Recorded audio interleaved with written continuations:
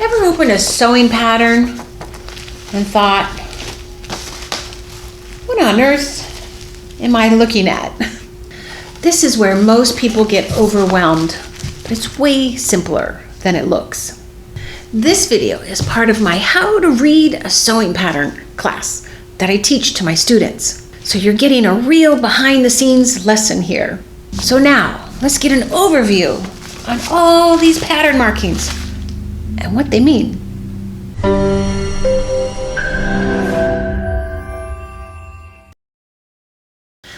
All right, we're on to module 2. We're gonna dive into the pattern itself, the tissue papers right here.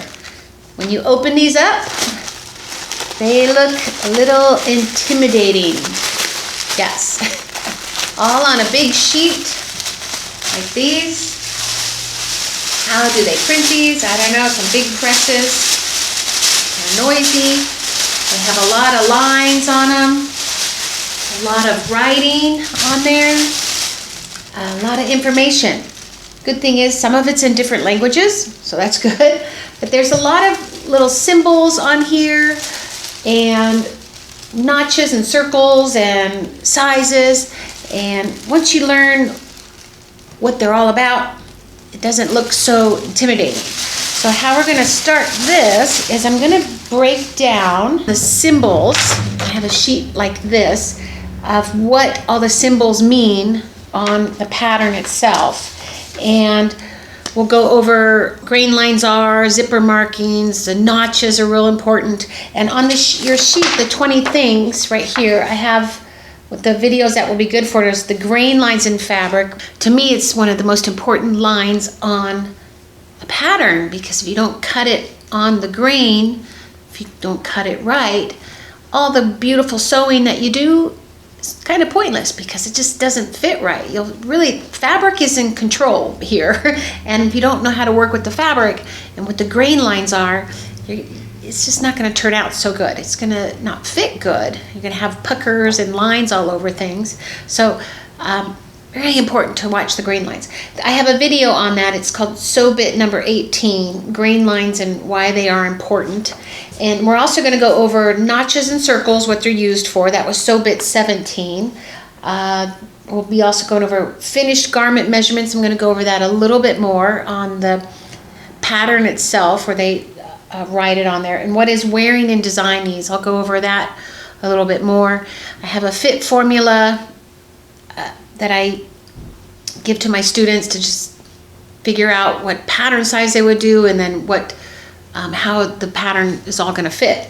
We're also going to just work with 2 different patterns. I might have to pull out another pattern to show you buttonholes and a few other things, because these may not have some of the markings I want to show you on there. We're going to work with the top pattern we've been working with and the skirt pattern. A basic, really good, great basic skirt pattern that is just a classic skirt. All right, let's dive in. All right, we're going to start with the symbols here. I have a handout for you for this one. Number 1, this is the grain line. I'm just going to run over these with you, and then I'm going to show you on the pattern. We have then folded bracket. That indicates when you need to place a pattern on the fold. So you place it on the fold and you open it out, it becomes a hole. Real important. I've seen a lot of my students just place it down and they're going to pin it and they cut it. And then there's no seam allowance, even if they were to use it. It's messes up everything. So pay attention to that one. Then there's the cutting line, and that just shows, it's usually a dark bold line where that's where you cut the pattern out for that size. And it's going to skip down here. It says seam line. That would be, there's dashed marks. That's where there's a seam line. And most patterns, their garments have a 5/8 of an inch seam line. So that's not a half, but a little bit more. So it's the seam allowance. And I have a video on seam allowances. If you don't know what that is, it's where you sew the seam, and then the allowance past it is all the fabric that helps the garment hang straight. And if you have to let it out or anything like that, you have a little bit of room there. But you don't want to just like make a little tiny seam and it doesn't hold. Wovens can pop apart. Also, to have these patterns with their correct size, you have to follow their seam allowance in there. If you just kind of sew it willy-nilly like 3/8 or a quarter, just anywhere, or an inch, you're playing around with the sizing, and then also none of the other pattern pieces fit together because it's all designed to go and be sewn right on the seam allowance. So please watch that video about seam allowances and you'll understand that one too. Then there are adjustment lines. Those are horizontal lines across the pattern. I'll show you that. That's to lengthen or shorten a pattern. Because if you're petite, you don't just lengthen the arms or the hem. You actually, if you're petite, you're shorter through the torso and through the hip line, and also they'll have like lines through where you want to actually cut the pattern in half, spread it apart a little bit if you need to go taller, or to fold it to go a little shorter. And usually it's little increments, like a quarter of an inch, 1 inch, that kind of thing. So there's, and I'll talk more about that too. And there's notches. These are really important on a pattern. They show you where it's going to match up to the other piece of fabric. Because once you take the pattern piece off, you just have a piece of funny shaped fabric, you know, up and down where it's at, what the side seam is, but the notches will tell you where it matches to the other piece.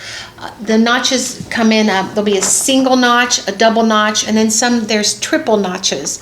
So the triple notch might be like in the center back, and so that would match up with the other triple notch. On a sleeve, you have a front notch, which is a single notch, means the front, and the back is usually a double notch, which means the back on a sleeve. So getting to know these symbols will really help you be able to put these pieces together. It's like a puzzle, basically. When you take the pattern off, you just have fabric shapes, and it's a puzzle. Then we have a fold line. You'll have in a lot of shirts and all, you'll have like a solid line, a fold line.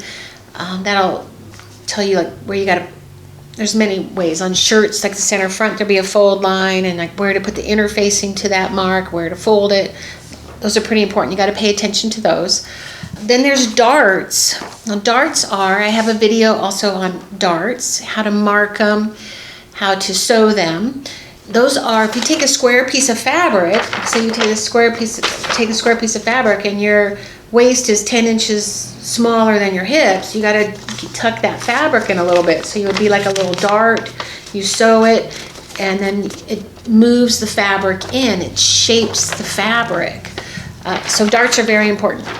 Then we have dots. You'll have some triangles too. A lot of times those triangles are intersections between the 5/8 and the 5/8, like where you're going to pivot. You'll see a lot of large dots. They'll have large dots and little dots are kind of like where it's sew between these, or large dots, or there's many different meanings for them, but really pay attention to, we'll call them more circles, actually larger, small circles. Then we have easing line. I have a video on what is ease. That just shows you where you have to kind of ease the fabric in between those two sections for it to shape the fabric and fit into another piece. At this point you're going, oh my gosh, but it all starts to make sense. And these aren't on every pattern. Like there's some you'll see fold lines on the top, but you won't see it, they're not on every pattern. So no stress.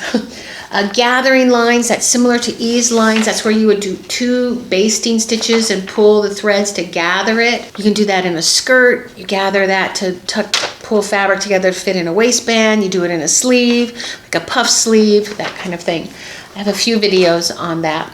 Hemline, on the hem there, you might have like a long skirt. They'll have just different levels in a skirt, and it'll say cut here for A, cut here for B, and it's a solid line. It's for the hemline. Zipper placement, you'll see that like a little zipper part, and they'll have these little rail teeth here and shows you where the zipper goes. One trick, in case I forget to tell you, is a lot of the patterns, they just give you a 5/8 inch seam to put a zipper in. I always add another 3/8 to my pattern because I like to have a 1 inch seam when I put a zipper in. So especially it's a skirt in the center back, I'll add 3/8 to it, and then it's kind of what I do all the time, so I always know that, okay, I know I probably put the 3/8 in there, and then I do a 1 inch seam. Just helps handle the zipper a little better. I have a video on how to put in a hidden zipper, which is like a lapped zipper, and also a center zipper, And I have one for an invisible zipper too. So I have videos on that if you need. Detail positions. This one is broken lines indicate placement of pockets, tucks, or other details. Well, sometimes you'll have a lot of little tucks in something. You'll have pleats. There'll be little lines and pleats. Those are around. I'll see if I can find some patterns to show you those. Then we have button and buttonhole placements. The X usually shows where the buttons are, and then your buttonholes have like a line, straight line with a little dash through it. Those are on your shirts. Sometimes they're on waistbands. I generally don't pay attention to them. I'll make a shirt and then I try the shirt on and know where I want to put my buttons, like where the stress points are. The shirts patterns, they usually have them pretty well, but sometimes, you know, people, if they're longer, shorter waisted, anywhere, their placements are a little different. So they're not mandatory to put them on. And now fabric marking is a whole nother video. I've got a few of those. I'll get you links for that on how, like my favorite ways of marking, like how to mark a dart, how to mark, like notches, we do clips. You can go out or you can go in on the clip. I'll show you those. I have little techniques that I use. There's many ways. And then we also use the chalks. We use Taylor chalks, we use friction pens, and we use the invisible disappearing ink pens. Those are my 3 favorite. There's all kinds of markers on the market that can use. Those are my favorites. I'll show a video on that for you. All right, let's dive in to the pattern. Now that you've seen what's inside the pattern, let's figure out what pieces you'll actually need, because in most cases, it's not all of them. I'm Chanel from Future Fashion Designers Sewing School. Let's keep building these skills.